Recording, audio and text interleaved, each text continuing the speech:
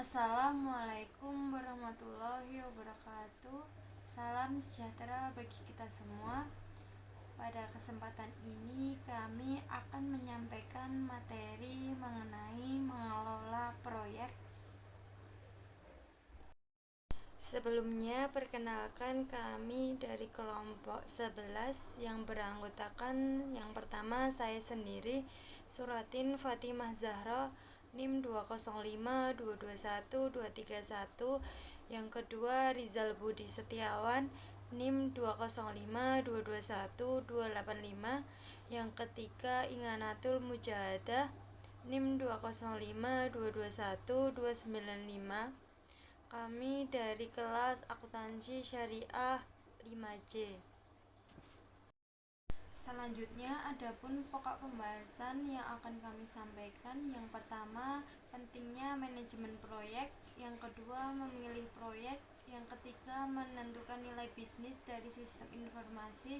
Yang keempat, mengelola risiko proyek. Yang pertama, pentingnya manajemen proyek. 1. Proyek macet dan kegagalan sistem. Seberapa burukkah proyek-proyek dikelola? Rata-rata proyek sektor swasta terlalu diremehkan. Anggarannya dan waktu pelaksanaannya biasanya hanya dijadwalkan setengah dari yang aktual dalam rencana sistemnya. Sejumlah besar proyek diimplementasikan dengan beberapa fungsionalitas yang hilang. Sebuah proyek pengembangan sistem tanpa manajemen yang tepat kemungkinan besar akan mengalami konsekuensi ini. Yang pertama, biaya yang jauh melebihi anggaran. Yang kedua, selip tak terduga waktu. Yang ketiga, kinerja teknis yang kurang dari yang diharapkan. Yang keempat, gagal mendapatkan manfaat yang diantisipasi. Sistem-sistem yang dibuat dengan proyek informasi yang gagal seringkali tidak digunakan sesuai dengan maksud pembuatannya, atau mereka tidak digunakan sama sekali. Para pengguna seringkali harus mengembangkan sistem manual yang paralel untuk membuat sistem-sistem ini berfungsi. Rancangan aktual dari sistem mungkin gagal menangkap kebutuhan bisnis yang paling atau gagal meningkatkan kinerja organisasional. Informasi mungkin tidak tersedia cukup cepat sehingga tidak lagi bermanfaat. Informasi mungkin tersimpan dalam format yang tidak mungkin dimengerti dan digunakan atau mungkin mempresentasikan bagian-bagian data yang salah. Yang kedua, sasaran manajemen proyek. Proyek adalah serangkaian aktivitas yang berhubungan terencana untuk mencapai sasaran bisnis tertentu.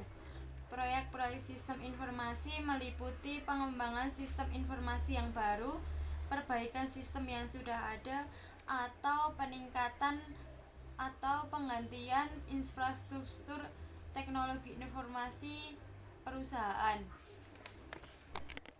Manajemen proyek mengacu pada penerapan pengetahuan, keahlian perangkat, dan teknik untuk mencapai sasaran tertentu dalam batasan anggaran dan waktu yang ditentukan. 5 variabel utama dalam manajemen proyek yaitu yang pertama, cakupan mendefinisikan pekerjaan apa atau tidak termasuk dalam sebuah proyek. Yang kedua, waktu dalam jumlah waktu yang dibutuhkan untuk menyelesaikan proyek. Yang ketiga, biaya didasarkan pada waktu untuk menyelesaikan proyek dikalikan dengan biaya sumber daya manusia yang dibutuhkan untuk menyelesaikan proyek. Yang keempat, kualitas adalah indikator seberapa jauh hasil akhir dari sebuah proyek memenuhi sasaran yang diberikan oleh pihak manajemen. Yang kelima, risiko mengacu pada masalah yang akan mengancam keberhasilan sebuah proyek. Pokok pembahasan yang kedua tentang memilih proyek. Yang pertama, struktur manajemen untuk proyek sistem informasi. Gambar berikut menunjukkan elemen-elemen sebuah struktur manajemen untuk proyek sistem informasi di perusahaan besar, membantu memastikan bahwa proyek sistem informasi yang terpenting diprioritaskan. Puncak struktur ini adalah kelompok perencanaan strategis perusahaan dan komite pengawas sistem informasi. Kelompok perencanaan strategis perusahaan bertanggung jawab dalam mengembangkan rencana strategis perusahaan yang mungkin membutuhkan diciptakannya sistem-sistem baru. Seringkali kelompok ini akan mengembangkan tujuan yang mengukur kinerja perusahaan. Komite Pengawas Sistem Informasi merupakan kelompok manajemen senior dengan tanggung jawab untuk pengembangan sistem dan operasional. Komite ini terdiri atas kepala departemen dari pengguna akhir dan dari bidang sistem informasi. Selanjutnya, tim proyek diawasi oleh kelompok manajemen proyek yang terdiri atas manajer sistem informasi dan manajer pengguna akhir yang bertanggung jawab atas beberapa proyek sistem informasi tertentu. Yang kedua, mengaitkan proyek sistem dengan rencana bisnis.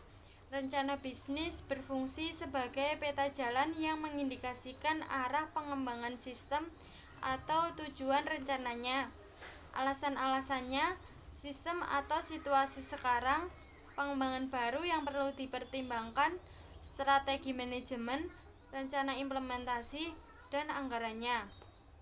Untuk mengidentifikasi proyek-proyek sistem informasi yang akan memberikan nilai bisnis yang paling tinggi, organisasi harus mengembangkan rencana sistem informasi yang akan mendukung rencana bisnis keseluruhannya dan di mana sistem-sistem strategis dimasukkan ke dalam perencanaan tingkat tertingginya. Untuk membuat rencana yang efektif, perusahaan harus menginventasikan dan mendokumentasi semua aplikasi sistem informasi dan komponen infrastruktur teknologi informasinya. Yang ketiga, ada kebutuhan informasi dan indikator kunci atas kinerja.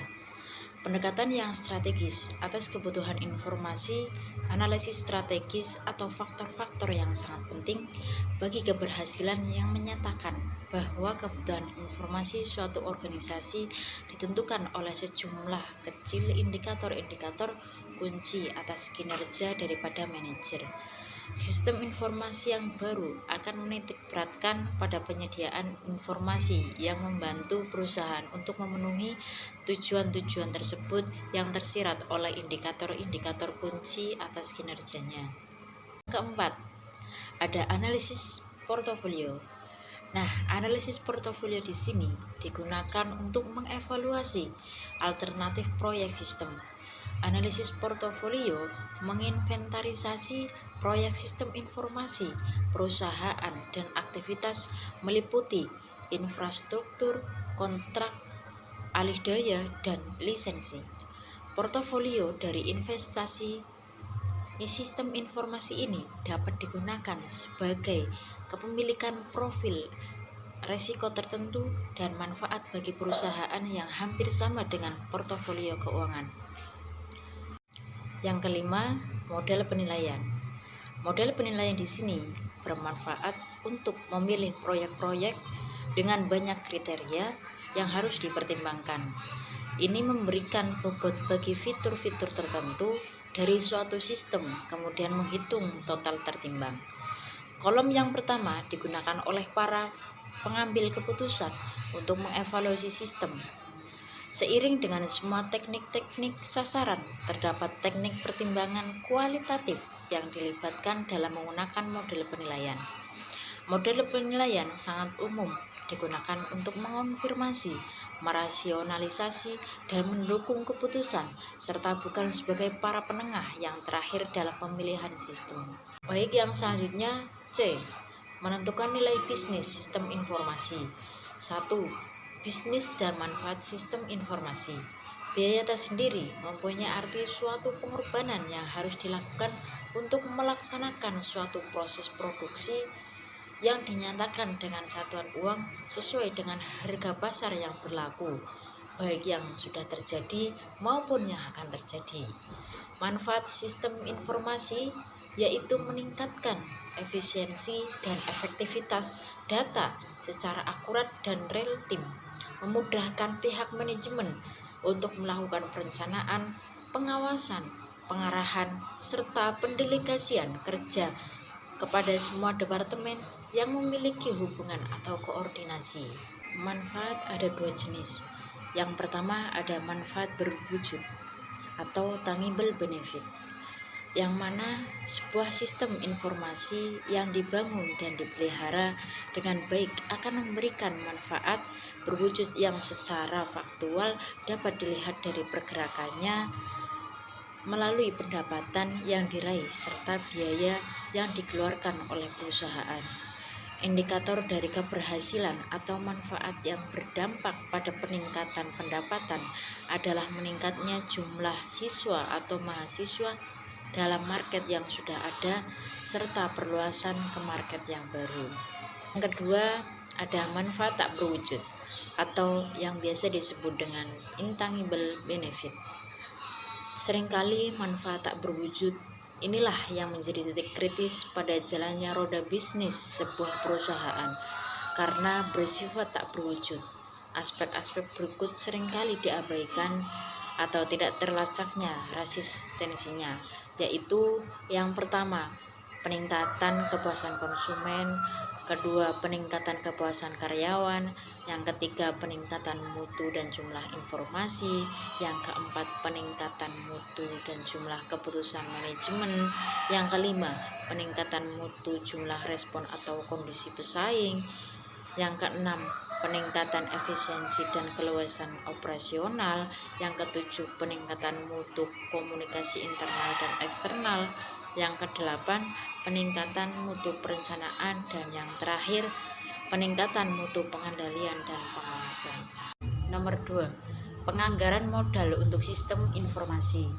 Model penganggaran modal merupakan salah satu dari beberapa teknik yang digunakan untuk mengukur nilai dari investasi jangka panjang. Metode penganggaran modal bergantung pada pengukuran arus kas ke dalam dan keluar perusahaan. Proyek model yang menghasilkan arus kas tersebut. Biaya investasi bagi proyek sistem informasi merupakan arus kas langsung yang disebabkan oleh pengeluaran untuk perangkat keras, perangkat lunak, dan tenaga kerja. Model penganggaran modal yang utama untuk mengevaluasi proyek-proyek TI adalah metode pengembalian investasi, tingkat pengembalian atas investasi dalam akuntansi, nilai neto sekarang, dan tingkat bunga pengembalian internal. Yang ketiga, ada model penentuan harga opsi nyata. Model penentuan harga opsi nyata atau Real Option Pricing Model atau ROPM menggunakan konsep dari penilaian opsi yang dipinjam dari industri keuangan. Opsi pada dasarnya adalah hak, bukan kewajiban, untuk melakukan tindakan masa depan. Yang keempat, keterbatasan dari model keuangan. Model ini cenderung mengabaikan dimensi sosial dan organisasi dari sistem informasi yang dapat mempengaruhi biaya dan manfaat yang sebenarnya dari investasi. Model ini tidak cukup mempertimbangkan biaya dari gangguan organisasi seperti 1. Biaya untuk melatih pengguna akhir, karena hal ini dapat mempengaruhi produktivitas perusahaan. Yang kedua, ada waktu yang diperlukan para manajer untuk mengawasi perusahaan dari sistem yang baru. Berikutnya adalah mengelola resiko proyek. Pertama, dimensi resiko proyek. Beberapa proyek pengembangan sistem lebih cenderung menetapkan permasalahan yang telah kita gambarkan lebih awal dan mengalami penundaan karena mereka membawa tingkat resiko yang lebih tinggi dari yang lain. Tingkat resiko tersebut dipengaruhi oleh 1. Ukuran proyek, di mana semakin besar proyek tersebut maka semakin besar pula resikonya. Yang kedua adalah struktur proyek. Struktur proyek merupakan dimensi paling kritikal, yaitu merupakan ciri khusus dari proyek-proyek sistem dan teknologi informasi. Sebuah proyek sistem informasi dikatakan memiliki struktur tinggi apabila target yang ingin dihasilkan tidak berubah dinamikanya sejalan dengan proyek tersebut berada. Yang ketiga adalah pengalaman dengan teknologi, di mana semakin besar kompetensi dan keahlian anggota dalam teknologi, semakin kecil pula resikonya.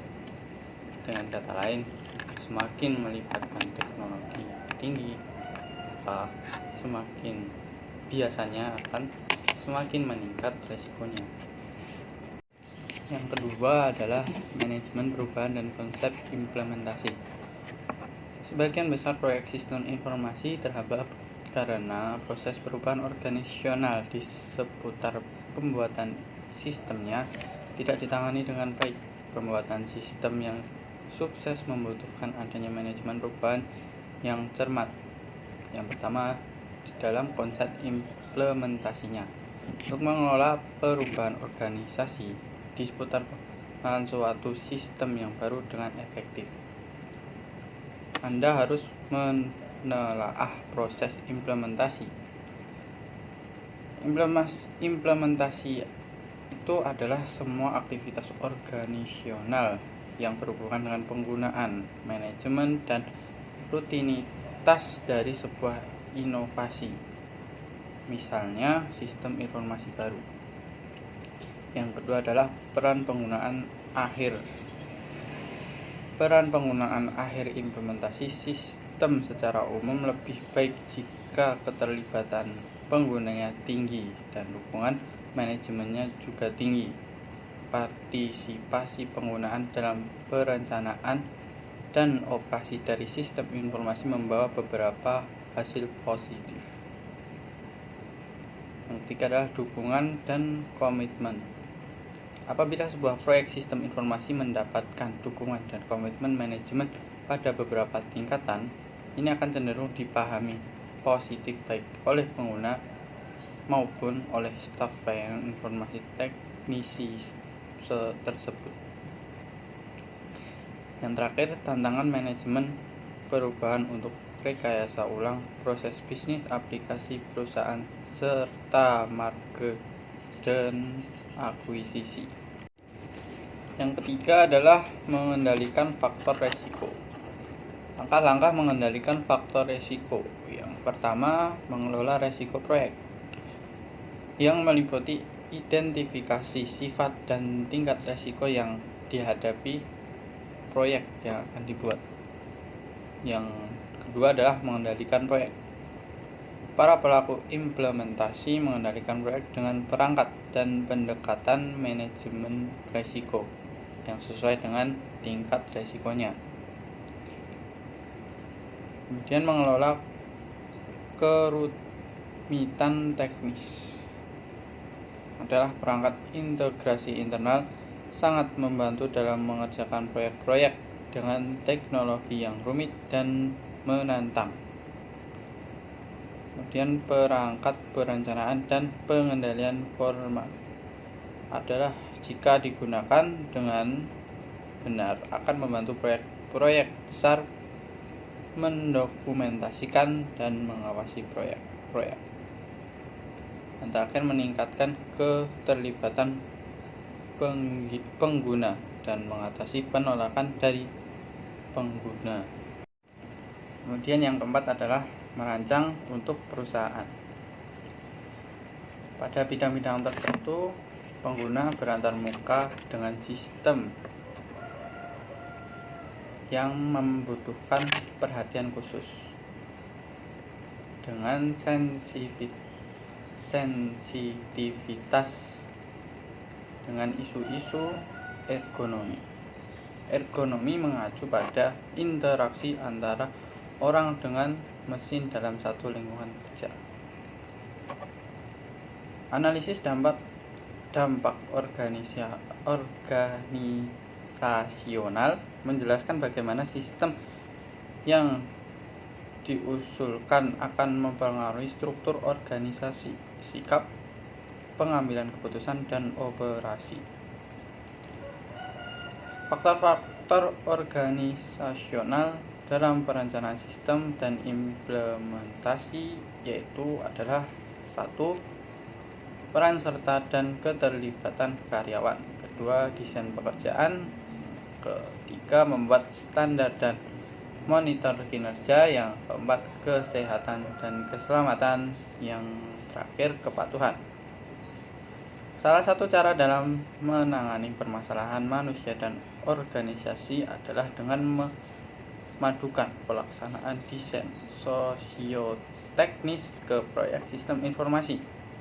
Hasil rencana sosioteknis diharapkan menghasilkan suatu sistem informasi yang menggabungkan efisiensi teknis dan sensitivitas pada kebutuhan organisasional dan manusia, yang mengarah pada kepuasan kerja dan produktivitas yang tinggi.